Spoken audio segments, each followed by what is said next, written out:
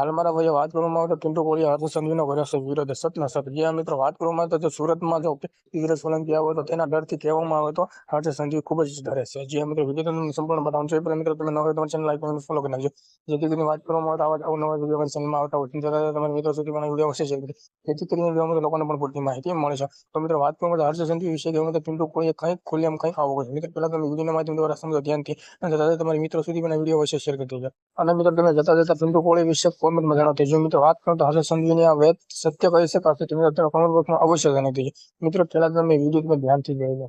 5 ગૃહમંત્રીને હવે બીક લાગી. એક કોળી સમાજનો યુવાન 32-35 વર્ષનો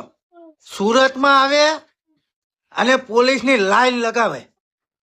તમે વિચાર તો કરો, આ ગૃહમંત્રીને શાનો ડર લાગ્યો? ઓલા ચેતન બારૈયા ખાલી નક્કી કર્યું છે કે હું ચૂંટણી લડીશ અને એને સમર્થન આપવા જો બિજરાજ સોલંકી સુરત ખાતે આવતા હોય અને હર્ષ સંઘવીને ડર લાગતો હોય તો ખરેખર તમે વિચાર કરો કે આ કોળી સમાજ તારે એની સરકાર બનાવી શકે કે ના બનાવી શકે? વિચાર કરો તમે. પણ હવે સંઘવીને બીક લાગી કે જો બિજરાજ આવશે તો સમસ્ત કોળી અને ઠાકોર સમાજ બિજરાજના સમર્થનમાં આવશે અને સરકાર બદલાતા વાર નહીં લાગે. આ ડર છે